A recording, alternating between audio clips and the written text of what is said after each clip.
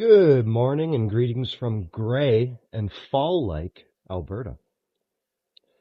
I had to chuckle, folks, just watching the news and seeing these No Kings rallies, I guess, against Trump, and people can be upset with whoever, I guess, they have a right to protest.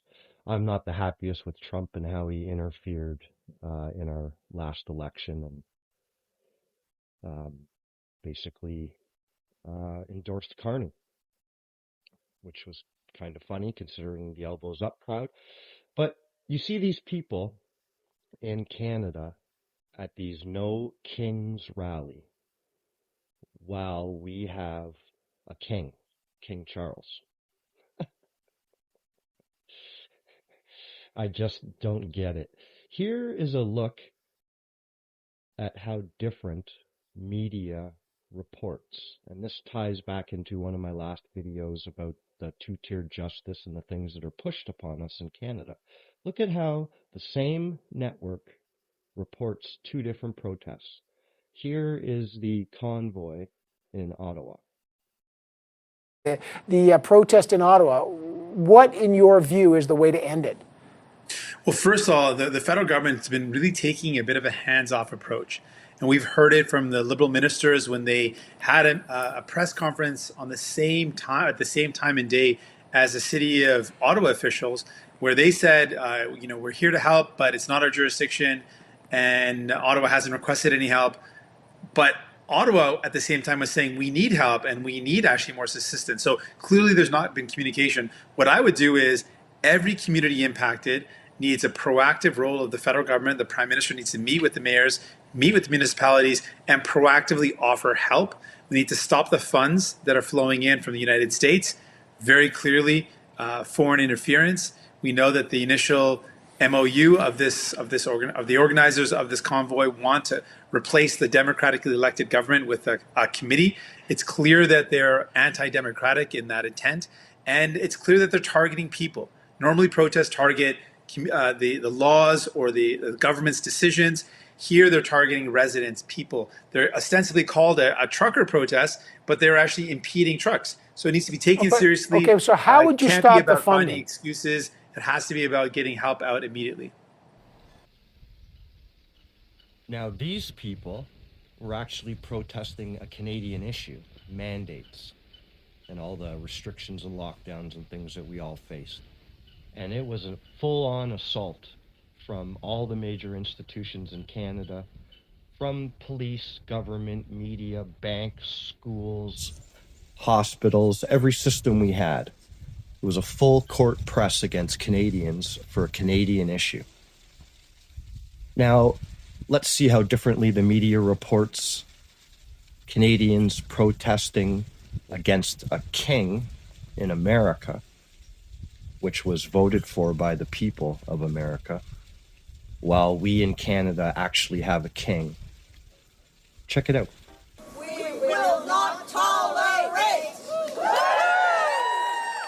Standing up for democracy at the Montreal No Tyrants protest. It's a rally against tyranny. It's rooted in greed for power, greed for wealth, and it seems to be insatiable. And what stops it is us. Protesters made speeches, musicians performed, and a crowd full of people with satirical signs and costumes cheered along. We're a close neighbor of the United States. We, love the Americans.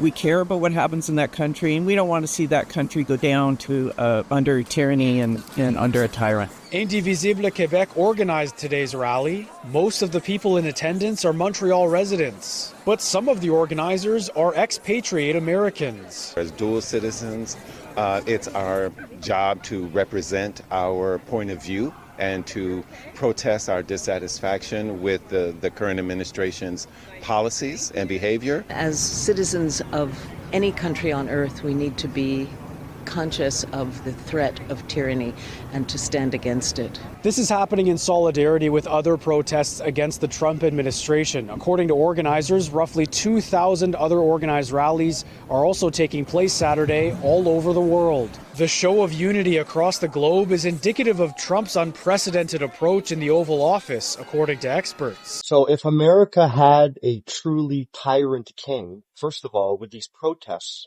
even be allowed to happen? I just find it ridiculous and how silly Canadians are and how effective the propaganda of the government and media is. It's ridiculous. I bet you these people lined up, booster after booster. Some of them probably a week ago were holding pro-Palestinian signs. Like, this is what we're up against.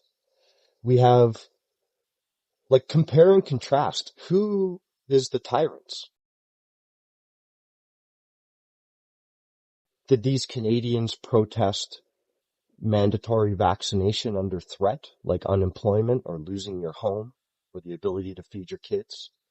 Did they protest thousands of people getting censored and doctors and medical experts being kicked off the internet? Did they protest 33 million of our devices in Canada being tracked and spied upon by the government? Did they protest the government doubling our federal debt and a lot of the money is unaccounted for? Are they protesting the drug, alcohol abuse, mental illness, and all the problems that have arisen in our society from lockdowns and restrictions? Did they even protest our own king, King Charles? No. Like, this is what we're up against in Canada, and it's just friggin' ridiculous to me. These same people won't even stand up for themselves, won't even stand up for their fellow Canadians. America has protected human rights, First, Second Amendment, all the others. We don't. We have Canadians protesting in Canada against a tyrant king in America, while our own government acted in a far worse way. And we don't even have proper human rights in Canada. Canadians are ridiculous. Canada in a nutshell. Have a great day.